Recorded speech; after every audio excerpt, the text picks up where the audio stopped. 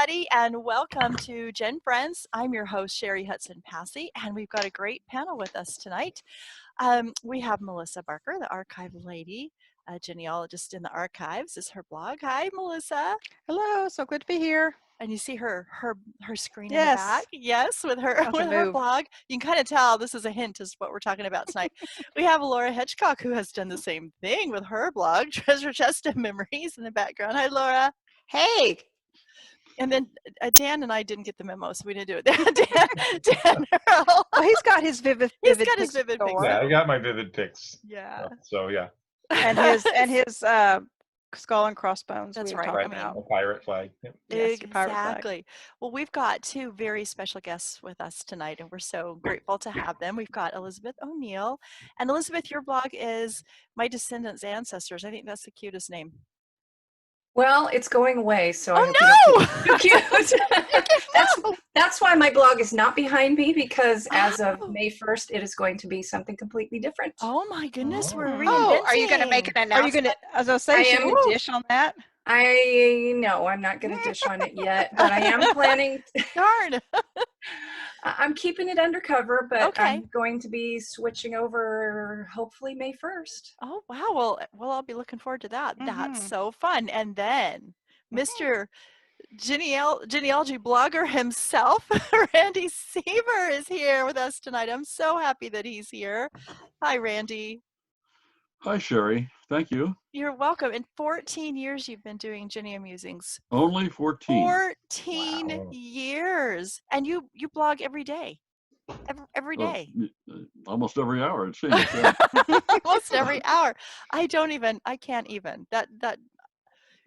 You have all this time in the world to blog every day. I mean, 14 years ago, you had time to blog every day. My goodness. He made time. He made the time. I'm 76 years old. You know, what else can you do? You can't chase women anymore. You know, not when you still have a wife. You caught one. You caught one, so you didn't need to chase I caught one a long time ago, 50 years ago. Right. And what a great decision that was. Oh. And so, you know, and we're sheltering in place, and here we are, you know. Exactly. I get 10 hours in the cave every day. I got to do something. Gotta do something. What made you start writing your blog 14 years ago when most people weren't writing genealogy blogs? How did you even come up with the idea to get started? I started reading them. Oh. Genealogy. I retired 2002. Okay. I went back to work in 2004 part-time, and retired 2006. But I started reading them. And so there's a lot more to genealogy then beyond Dick Eastman and Leland Meitzler and other people. There was Lorene McGinnis Schultz. There was the Ancestry Insider. There was Ken Aitken, who had a blog called Genealogy Education. Ken died in 2008. He was in Canada, Alberta.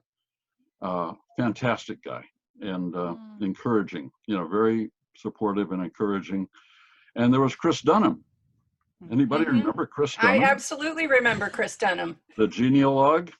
Yep. I could never do anything like that. He was hilarious. I have a great sense of humor, but I can't write that way.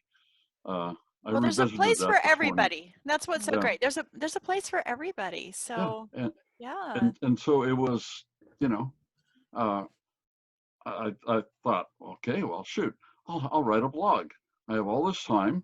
I don't have to go anywhere. I'll go for a walk and go to the zoo once a week and you know, things like this, which I don't do anymore. And I'll write about not only genealogy, but science and sports and politics and religion and all these things, everybody.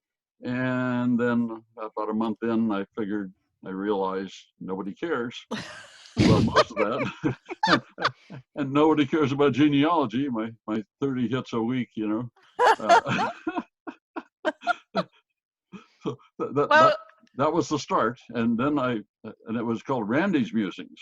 And so it wasn't even identified with genealogy much. And so one day I got in the shower and was thinking while washing and social distancing, and Genia-Musings, you know, what the, that's perfect. Genealogy musings, what you think, what you, Yeah. you know, Right. that type of thing. Yeah. And we'll orient it toward, you know, doing research and getting education and things like that. And so, and I was involved in 3 genealogy societies at the time, and I could promote them and work with them.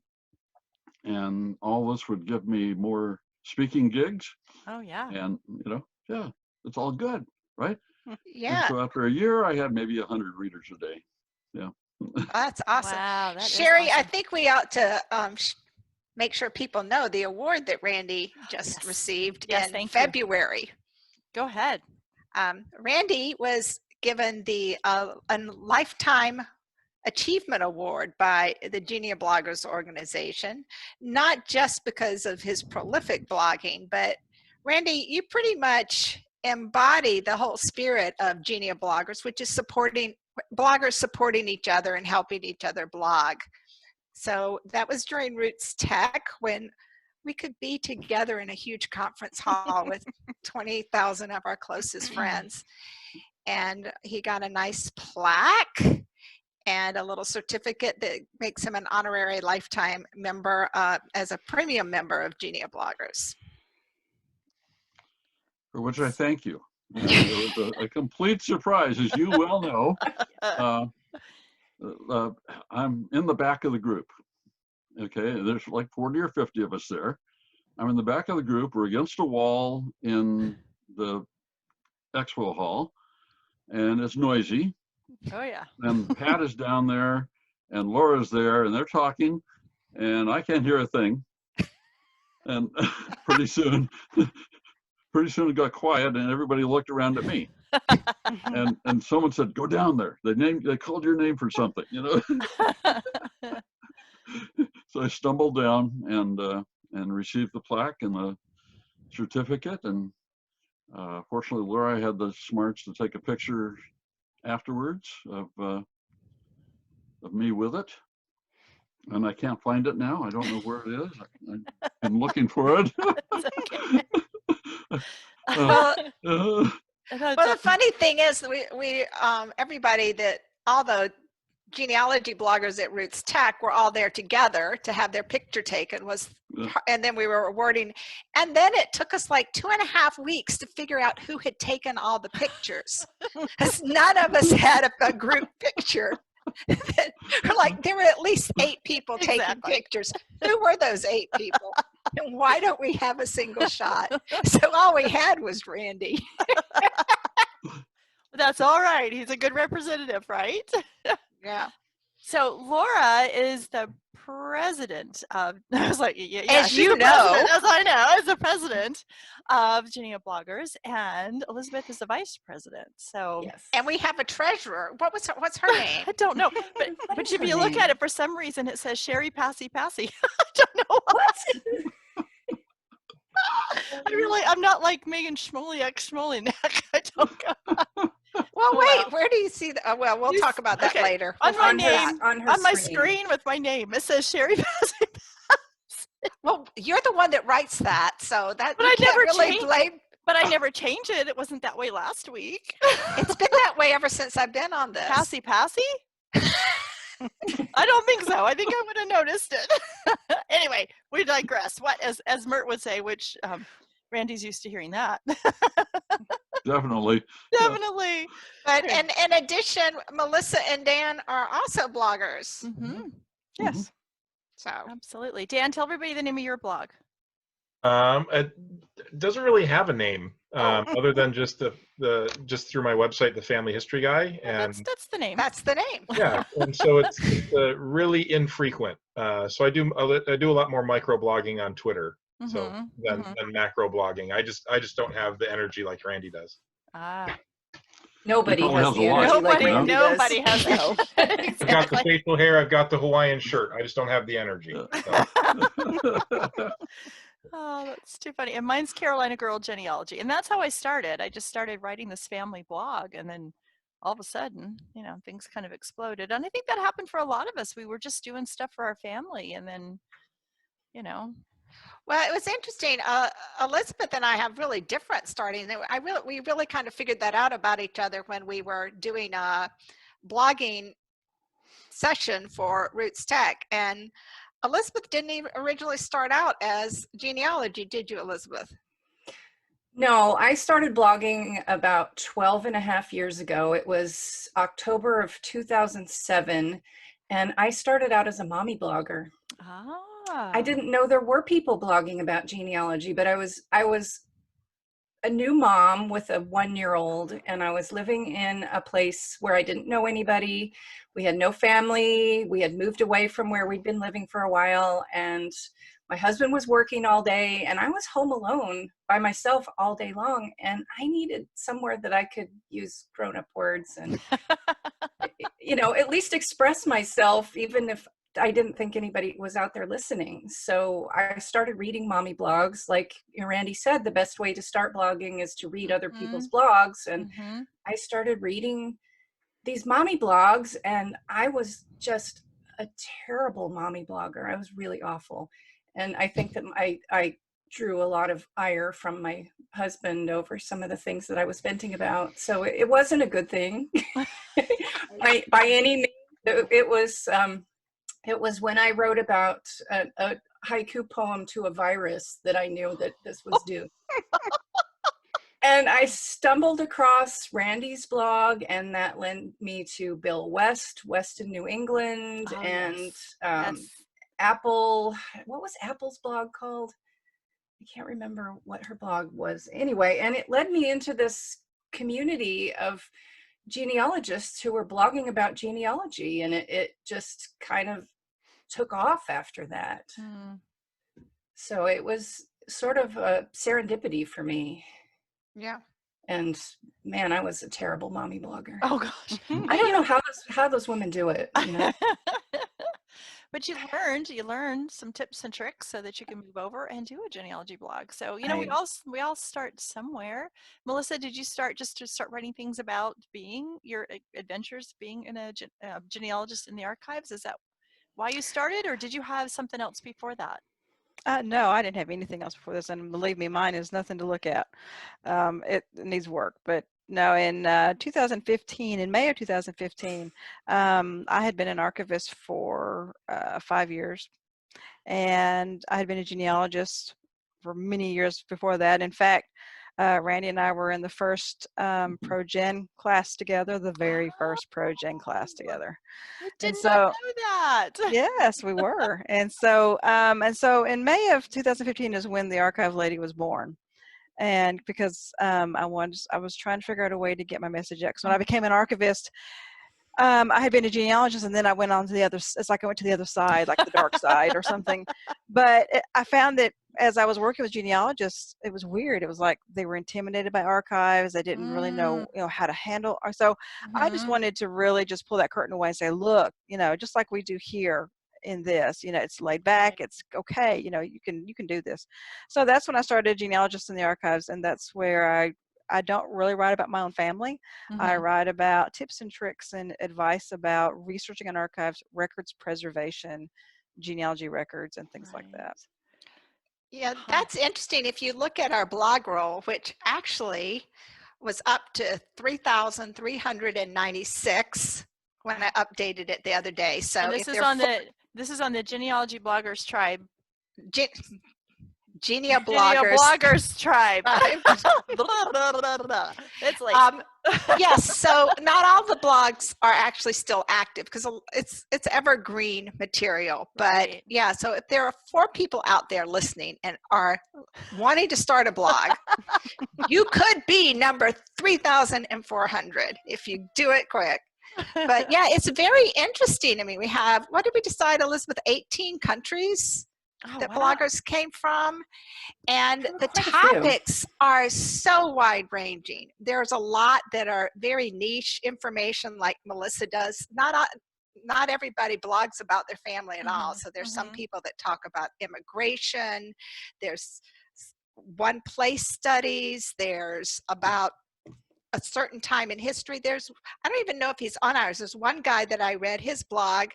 he found a whole bunch of postcards from World War II from the Pacific Theater.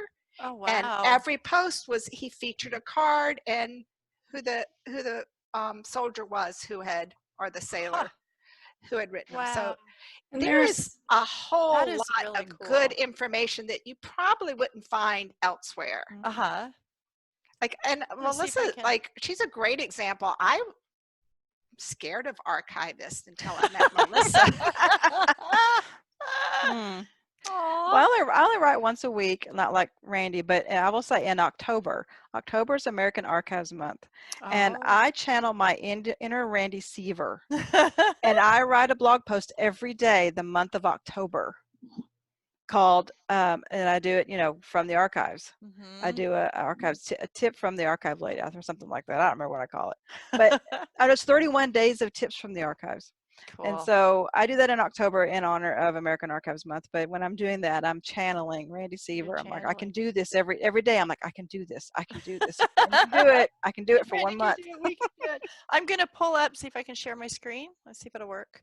I don't know. I may not have it set that anybody can share screens. Well, while you're doing that, I just want to really give a shout out to Randy because he also does, he can tell us what it's called, when he does a shout out to other bloggers every week. Best of the Geneabloggers. Best of the Geneabloggers. And, you know, and I just love that he does that because it not only that, I find blogs that I don't read because I read, like Randy, I know he reads lots of blogs every day. Right. I read a tremendous amount of blogs every day. And I read them because I want to hone my craft. I want my blog to be better. And also it's great information, but yeah, he when he puts things on there, I'm like, oh, I read that blog, and so I'll go to that one. He also does compendiums. Can you guys see that? It's coming. Okay. There it is. There it is. But let me pull over to Randy's real quick, and then we'll come back to. So here is Randy's. You guys see Randy's blog? Yes. So this is Randy's, and this is all of his wonderful things, his Gena-Musings best post, all of his different wonderful things that he does. So if y'all are not reading Randy's blog, there will be a link in it in the show notes. You need to get to it, especially like Melissa said, if you're trying to make your blog a little bit better and have some ideas of some things to write about, go to Randy's blog. It's wonderful. It's wonderful. And then if we go back to Geneabloggers, there's all sorts of resources. Laura, do you want to take over, Miss President, and talk about Geneabloggers? Yeah. So the resources that you're talking about, that's a whole page that we're looking at, even dividing it up further, of resources that bloggers would need as they write. Draw through there. So different blogging platforms, things about creating a blog, best practices, which Elizabeth and I probably need to update as we're giving a talk if it doesn't get canceled on that. Podcasting, things like that. Just so anything. Oh, that's wonderful. Yeah. Anything that you need. Yeah, and then the genealogy prompts is another resource because those are more like ideas for things that people. Let's go to daily. Yeah, that people might want to blog about. I use one every day. See? And yes, you do. You do. And I made up a few too. Yeah, some of them are made up, and so you made up, not are made up. But if you page down a little, Cheri. So the daily prompts is all sorts of things. You know, there's several for each day, like Census Sunday, Madness Monday. I think Mappy Monday is one of the ones I really like. So it goes on and on that you can get ideas. But we also have Genia Press, which Cheri is the one that posts a lot of that stuff along with Claire. So let's get and so that has news releases and industry news. Yep. I don't think we've done anything for a while. Uh-oh. Well, I haven't. Oh, I wonder if the feed's not working. I wonder if it's not. Yeah, well. We'll have to look at that. See, this is a good thing because now we know when your site's not working. Yeah. And then should have checked that. We also We also have a calendar, which is more like on this day. Yeah. What happened or things like that. Right. The cool thing about this is these really helped me when I first started blogging, because you start thinking, oh my gosh, I want to do this, but I have no idea what I'm going to write about. Absolutely no idea what I'm going to write about. So you start getting these ideas, and you can keep using them every week, every Monday. Like Randy will do that. How do you say it? What is it? Amanuensis. Okay. Oh, is that how you see? I've been saying that wrong. I have too. Amanuensis Monday. Yeah. Where you transcribe a record. Is that what you're doing on that? The transcriber record. Right.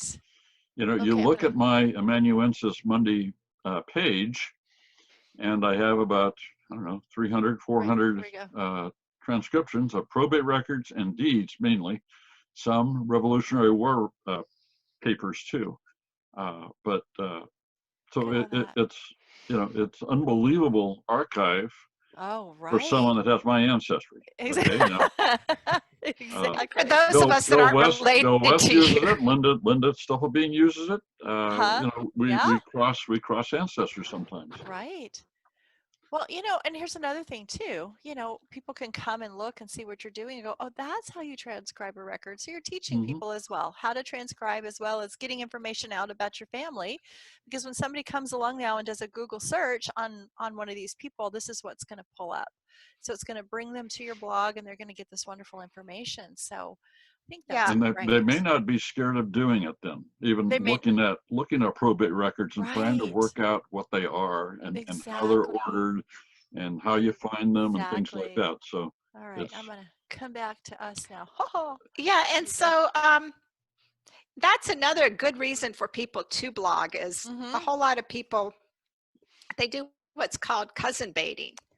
Because when you blog, that information is out there. Elizabeth, you've had somebody find you, right?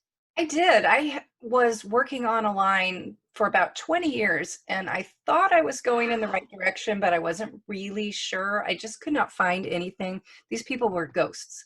And because of a blog post that I wrote, I was contacted by a cousin that I didn't know existed. And he had a letter from his great-grandmother detailing all of the family and their names and their spouses and birth and death dates. So between the two of us, we were able to confirm that I wasn't. We were both on the right track. So he never would have found me without that. Yeah, it does. It really helps. I've had people contact me, and I mean, even from way back, I've been doing it for about 8 years now. Even from then, those first posts that I was writing. So it doesn't matter how long ago it was, and don't give up hope. I wrote this post and nobody has ever reached out. You just never know, because it's still out there. And somebody somewhere is going to come along and do a Google search, and your post is going to pop up. So yeah, you've been awfully quiet tonight. Yeah, I have been. I'm learning because like I'm you. super inconsistent. I should just rename my blog the Inconsistent Blog. Right? I don't think that would help your Google rankings at all. No, it would not. So I've just been trying to absorb some resources of what I can do, because I do well at microblogging on Twitter and Facebook and things like that, but the sort of the long form blog is always just. But you don't have to do the long form. You could. What do you consider long form, Dan? Yeah. More than a paragraph. But a lot of people will do that on their blogs too. Yeah. I mean, they just do. That's how they do their blogs. So. And some people just post pictures. Yeah. That's not so wordless Wednesday. It's supposed to be wordless Wednesday, but how do you do that? That's why Randy always says not so wordless Wednesday. Randy cannot be wordless. That's why I've always said not so wordless. Have you ever known Randy? The only time I've ever seen Randy speechless is when he got the award, and it's the only time. Oh, that was a great I think moment. I think everybody finds their own rhythm. There are some that are very, very short. There are some that are long, especially some of the genetic genealogy. I think to completely explain how things happen, you really can't do something in 300 words. Those are much longer. Right. But that audience seems to want to read longer. So, when I was first starting out, I just used a WordPress blog, and it was called Memories in the Wind. And some of my I got some really good feedback on really, like, I had less than a paragraph and one picture and less than a paragraph. And it was usually something stupid my kids had said or something like that. But yeah, especially if it's humorous, Dan, and it could have some traction. Oh, absolutely. Even though it's, I mean, typically Google likes 300 words or better, but there's a lot of people that break Google rules and they do fine. So, but the big question would be, would you enjoy it? Right. If you're doing, funny. That's the. Say what? That'd have to be funny first. That's the. I was going to do something humorous, right? You don't have any trouble with that. Genealogy can be funny. Yeah. You know that. Especially Dan in genealogy can be very funny. You could be the funny family history guy. And you know, with Chris Dunham gone and the Ancestry Insider, there's a place for that. And don't forget Geneapalooza, Esther Frigas, who started in 2013 or 14 and ended in 2015, I think. I don't know if you remember that, but totally unknown person. I remember that name. I remember the name, but I don't know who did it. Geneapalooza.com. It was a comic. That. I do remember that. Oh, I do remember that. It was daily. It was a daily for 2 years. Yeah. It was fantastic. Yep. Yeah. It was fantastic. Where have these people gone? I read an interview with that person. They've all retired. They didn't name who it was. Huh. Isn't that interesting? We need a "Where Are They Now" segment. That would be cool. Where we are should they do now? that, Elizabeth. Where are they now? For the Geneabloggers tribe, right? Yeah. Exactly. Yeah. Where are they now? That's a great idea. Yeah. It may have been someone like Thomas McKenty, because he has a pretty good sense of humor. And this was Chicago-based, and so that's a clue I have. What do you think Esther Frigas means in German? I think it means "be cool." Oh. Absolutely cool. Yeah. How fun! That is really fun. Yeah. Is there anything else y'all want to say about Geneabloggers tribe? Yeah. Well, I don't know if everybody's aware, and I was gonna have Elizabeth do this. Kind of this pitch, but I don't know if sales pitch. No, just kidding. And we've kind of changed the way Geneabloggers is. Thomas McKenty did it for a whole bunch of years, and he kind of managed everything. And when he decided he didn't want to do that anymore, rather than finding someone else that was going to do it all by themselves, the model we've gone to is kind of a board management of Geneabloggers, and the goal is to go nonprofit. And so we now have a team approach. Everything's done to support bloggers. We're trying to avoid, commercializing it too much. But so the biggest challenge to that is finding income streams, because Thomas's marketing did that for him as he did it. So we keep struggling with that, because you have to pay. You have to pay for hosting. You have to, have the website. There's a few things. So one of the ways we do it is through our premium membership and our partner vendors, which Elizabeth, you can probably talk about. Hop in here. I was gonna drag Dan into it because VividPix is our newest partner vendor. Oh, yes. See? That's right. The sign that Carol Merrill is now pointing to. If you join Geneabloggers, you can take advantage of these discounts that several merchants in the genealogy business have offered to our members. One of which is VividPix. Yes, we haven't gotten them up on the website yet, but I was just looking into it, so I'm gonna have to wait. talk to me before you do that. We'll try to get that out soon, and we're trying to get some of the other vendors. We need to renew the codes that they have to make sure they're currently working and go through that process. So if you're, and we're going to ask our treasurer to send out renewal notices, because we're behind on that too. That'd be me. But the other thing we're trying to do is give the premium members a little more visibility, and so we're playing with different ideas. So right now what we have is if they're a premium member is a new member, we give them a highlight post, kind of welcome to the blogging world, or the world of Geneabloggers. So get your blog out there for other people to see. Help right, and on their blog, And on their blogiversary, which we owe Randy one as our honorary premium member. We missed his recently. And we talk about their blog and give them a little bit of more visibility in that way. What else do we have for people, Elizabeth? You know what, as a blogger, I love being part of it because it gives me ideas and support from other bloggers. Like if I'm having trouble, I can go to the site and ask a question. If I want to figure out how to do something to add to my blog, I can go and add that. So there's a lot of support.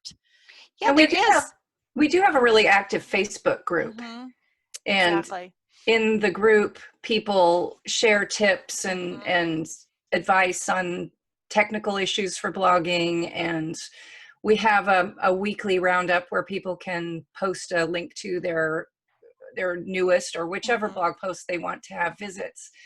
And we encourage people to go to each other's blogs, not just to blindly blog by yourself in a vacuum, but go out and reach out to others, comment on their blogs, because not only are you helping them, but you're helping yourself and getting your own visibility out there. So we try to foster community as much as we can. Yeah, we also try to encourage guest posting. So Cheri, if you needed something funny on your blog, you could ask Dan. Actually, I'm going to be asking Dan pretty soon. I'm sending you an email. No, but that's another great way to share. And we do have great, generous members. Like when we rolled out the premium membership, I had several people say, I don't need to buy anything from a premium vendor, from a partner vendor. I just want to support the organization. So we have really great members, but we're also very open to having other people join our team. If you want to be part of the leadership team, it's very small right now, probably too small because too few people do too much work, but we welcome that as well. Well, guys, I had promised Randy we would keep this short. It is dinner time out in California. So any last minute questions for Randy? We can go a bit longer. We can go a bit longer. Well, Randy, I have plans. Yeah. My spaghetti's not on the plate yet. Oh, okay. All right. Good. Good. I now. promised you, so I didn't want to go over. And I know. Thank you. Yeah, it's dinner time for Elizabeth too, then, because she's out there too. Yep. Us West Coasters. You West Coasters. Yeah. Now they know what time we film. Dinner time on the West. Not that it's a big secret, but anybody got any questions for Randy about their blog and maybe how to do a little bit better with it? I know. I have a question. Yeah. Randy, how do you handle comments that aren't pleasant? Oh, good question. You mean other than spam comments? Other than spam, people who just are trolling and have something rude to say. Maybe, they range from people having a bad day to people who are just negative. Yeah. Or people that don't agree with what you're writing. Yeah. I don't get a lot of that. I don't give a lot of opinion anymore. Especially in the political times we have. I let the spam comments pile up for a couple of weeks, and then I go in and delete 100 of them. Do you publish comments that you don't think are pleasant, or do you just? I don't really get many. I've had a couple, probably. No name calling. Just I don't now. I'm male too, which may be an issue with females. Maybe. I'm like Randy. But I know I don't get those kind of comments. Yeah, I don't either, but you can control those. You can have settings so that you see comments before they don't automatically publish. So I always make sure that I get an email that says, you've got a comment, and I look at it first. But I've never, other than the spam things, my spam thing catches it really well. I really haven't gotten too much. Elizabeth, must be you. No, I'm just kidding. I'm sure you just asked that as a random I just asked it as a question. I've seen it on Facebook. You're a wonderful person. And I did have someone who was sort of negative, but Yeah, I think it depends on what your topic is. If you are doing something like a subject matter that people tend to be divisive of, I think then you have to have a lot closer eye on your comment stream and how you set it up. I have mine set up that after a person has already commented on a previous post, it doesn't go into mediation. They can just comment. Oh, okay. I do too. So I don't that think you have Blogger your can do that. regular people that Yeah, I can don't think just Blogger comment. can do that either.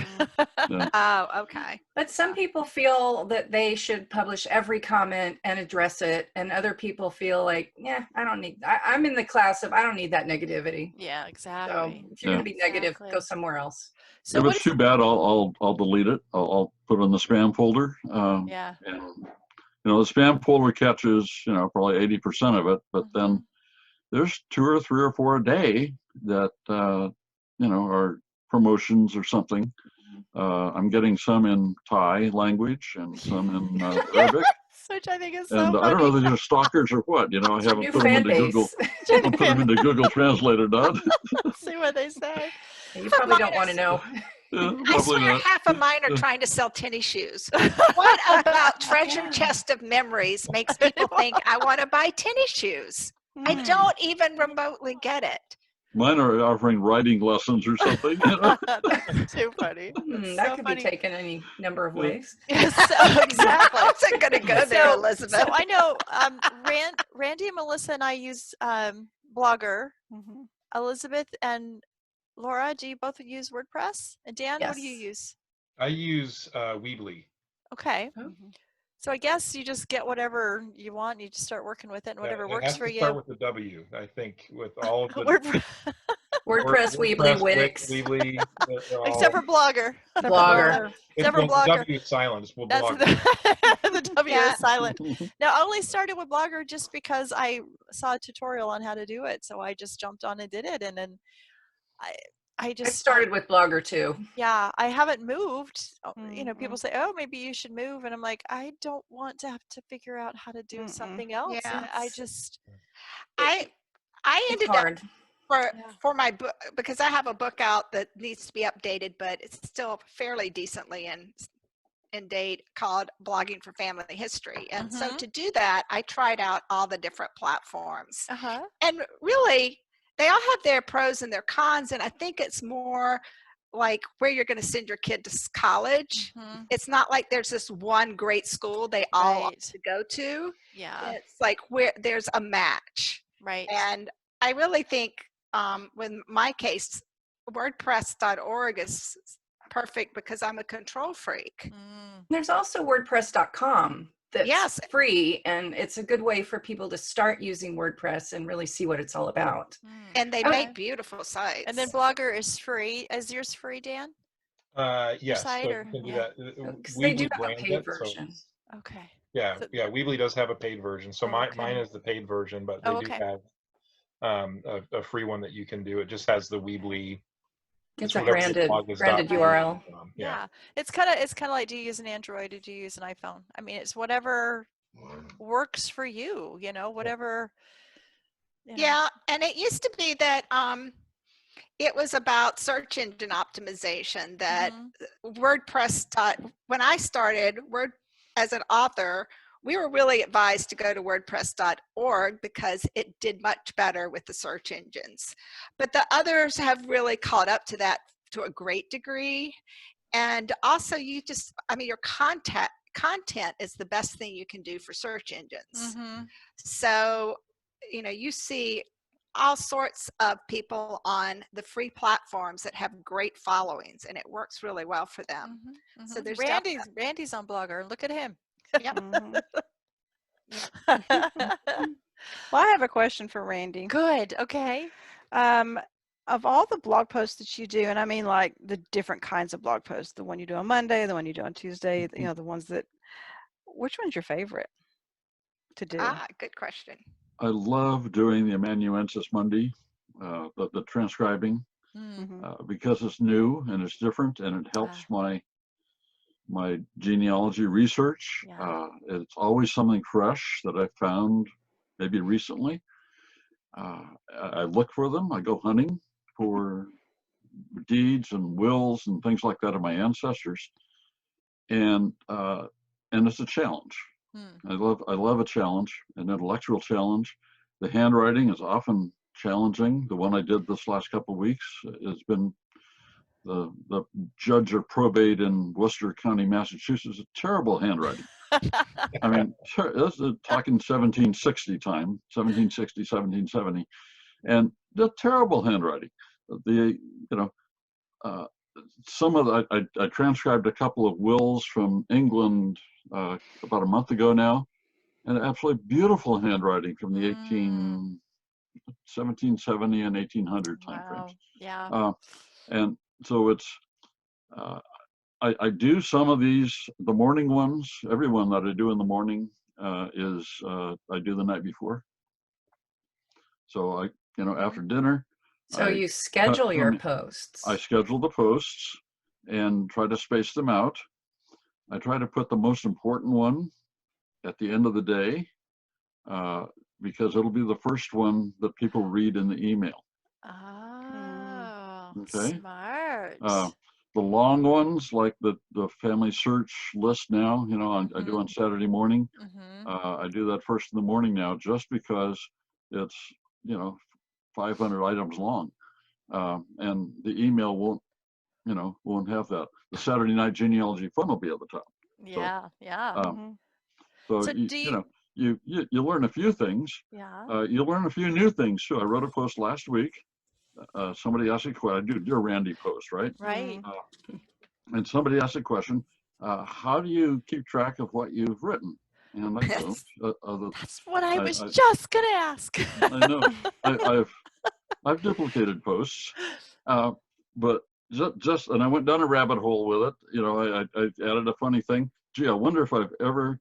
Well, how do you search your blog? Okay, on Blogger we have a search field up at the top left, but you can also use the site Google operator. So site : and then Gena-Musings, and then what you want to search.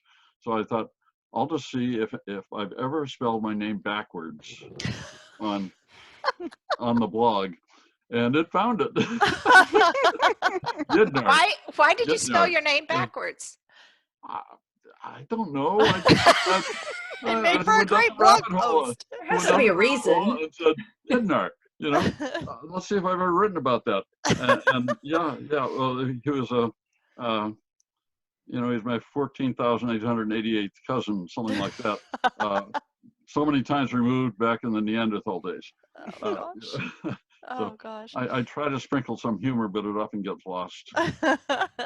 So, as far as repeating again, do you use an editorial calendar to know what you're going to do for the next week, or is it just all in your head? It's all in your head. I kind of figured that. What else? Yeah, I kind of figured. Okay, I have a question. Yeah. Randy, do you know how many of your readers are loyal followers versus how many people stumble upon your blog because you have information that they were looking for? I'm a loyal follower. Me too. I don't know exactly. Two. I have about 900 who are on the follower list on the blog. The little picture things. I have about 3,300, I think, on my feed burner, which is the Google email list, basically. Okay. I don't know how many people receive it. I can look at that feed burner list, and there are some people that are they're still on the list, but their email isn't right anymore, that type of thing. Right. I don't bother taking them off because I like the bigger number. But then there's 4,000 a day reading something on the blog. It shows up in Google Stats, and I don't know if that is with a reader, with an RSS reader or not. But so I'm, maybe influence 5,000 people a day if lucky, or not. What a cool thing. That's so cool. That's a great stat. Yeah, that's it just is amazing. Is everybody, here's kind of a question. When you write a blog post, are you finding that most people are reading it and then coming back maybe to Facebook to answer and not leaving anything on the blog post, but coming back to where maybe you've posted it on Facebook and leaving a comment? That's what I'm finding is happening. Oh, really? I don't know. No, Yeah. So when you know. share your post on Facebook, Yeah. that's where you get the comments. Exactly. Yeah, I'm getting more comments that way too. Yes. I don't get many. Okay. I don't get many. Isn't that interesting? Yeah. But maybe it's when I post. I try to limit Facebook to half an hour a day. You know, 20 minutes around 3 o'clock our time, which is dinner time in the East. And I highlight all my posts and then, you know, read just a little bit and go away. And then at night at 9 o'clock when I'm closing down, I'll go see if anybody made a comment, you know, and very few do. I get a lot more comments and likes and things like that from pictures and now the comics, the COVID comics that I'm doing, yes, things like that. Yeah. Yes. So it's just interesting the way the world is. You know, are people coming to our blogs? Are they reading? I think what they're doing, Cheri, and just my experience is that because I posted all the, well, not all, but most of the social media platforms, and I think they're clicking on it and they're reading it, but for some reason it's like because it's where they found it, they're going back to that. Yeah, and so I get probably 98% of my comments through social media, which is fine. That's great. It's like I can interact with them more that way. It's in a weird way. Right. Yeah. And it has a lot to do with the fact that most traffic is, well, at least half of your traffic is coming from mobile devices. And if somebody's surfing Facebook and they come across your post, it's going to pop up in this little pop-up window. They're going to read it and then they're going to click done. And it's going to go back into Facebook. Yes, right. So just from a technical aspect, it's easier for them to just comment when it comes back than to have to look for where to comment on your website. Right. At first I thought, well, nobody's really reading it, but I thought, wait a minute, but the comments has to do with what I wrote. So they obviously had to have read it or else they wouldn't have known what to say. So that's really interesting. Thanks for sharing that. Yeah, it's good, Elizabeth. That's great. Thank you. All right, Randy, any parting words of wisdom? If you had somebody that was listening and they wanted to start a blog, what would you say to them? What would I say to them? I didn't plan for that question. Okay, the correct answer here is yes, you should start a blog. Yes, start a blog if you want cousin bait. And when you get enough readers and you can crowdsource using blog posts, people will help you. This is a wonderful hobby or interest or profession. People want to help. And everybody knows more than you do, or I do. In some things, and so, you know, again, it's a wonderful group. The one I watched the video, the last week's thing with Dan in this, and I'm guessing, and I agree with this, that the experts say cite your sources, and I fully agree with that. Once I started doing the blog, I started doing better research. I started citing my sources. I got more responses, and I've, you know, learned so much. And you're now in GeneaBloggers TRIBE, which is a tremendous social entity, not just online, but in person. I mean, this is our tribe. And all these folks are my friends, and the other couple hundred that we see at Roots Tech and Jamboree and wherever else we go. And it's like we're all cousins, you know, we're all we are brothers-in-law and sisters-in-law, that type of thing, you know. We know each other, we you know, we hug, we shake hands, we whatever. It's a tremendous group, and I thank you all for leading this and being part of this. It's fun. I love having fun. Life is fun. I don't do non-fun things. You don't do non-fun things. That's how it is. If it's not fun, I don't do it. All right. Well, at that point in my life, I can do that. Can I ask one question though? Sure. No, you go right ahead. One more quick one. Yeah. That was a great question, but on the other end of the spectrum, what kind of advice would you give to people who have been doing blogging for a long time and they're thinking, should I stop? You know, what can I do to keep going? How can I make it fresher? You know, things like that. Yeah, that's great. Yeah. Obviously, you know, do something new. Rebrand. Yes. Says the one who's done it several times now. Glutton for punishment. Yeah. Getting pretty good at it. Good. Well, that's good. We look forward to that. Mhm. I don't know, Melissa. I'm not in that boat, but I know there's some I know. out there that are Well, bloggers that, they kind of get burnt start out. using use some of the prompts. There you go. Yeah, that's a good You don't idea. have to blog every day. Yeah. What interests you? That's If you that's have, what I. if you just found Irish ancestors, you could write about that and and ask for help, or hey, look at this, and people will respond. And you don't have to be an expert. You can put it out there and ask for help.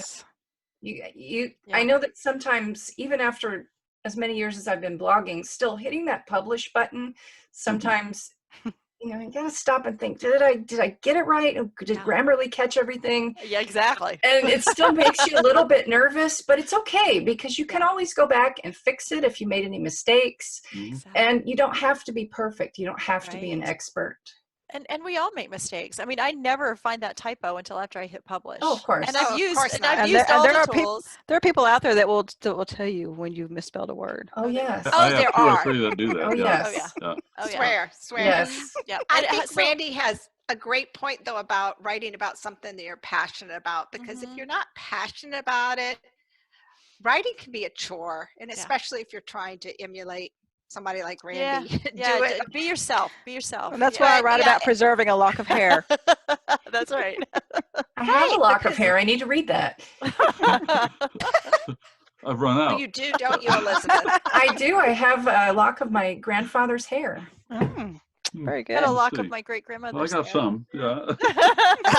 The grandkids haven't asked for it yet. You better read her post and preserve it. Yeah. So with that, I want to say thank you to everybody for coming and joining us tonight. We've had such a good time. Elizabeth, thank you for being here. Randy, thank you so much for being here. We appreciate it. Laura, thanks for giving us some more information about the Geneabloggers Tribe. We appreciate that. And we will put links to everybody's blog posts or blogs. We'll put links for everybody's blogs on the show notes, and we will put the link to Geneabloggers Tribe, because y'all all want to start a blog and join us and let us help you work through. And if you're having issues, join us, and we can have issues together and help each other. How about that? Does that sound good?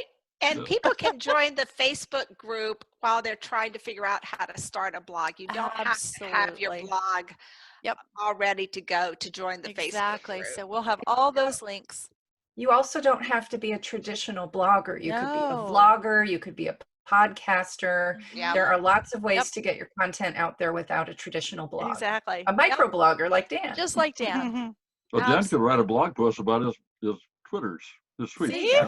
There you go, Dan. File them all together. File them all together each day or something. Yeah. It's a roundup.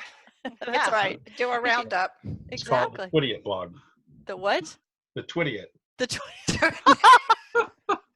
See? On that note. Thank you. The guy that's not funny. The family history Twittiot. New brand. Let's go. New brand. Rebranding. Really? Seriously. On that note, we better say goodbye before this gets even more out of control. So, okay. Bye, guys. Good to see you. Thanks, Bye, everybody, for joining us, and we will see you next time on GenFriends. Bye, everybody. Bye. Ooh.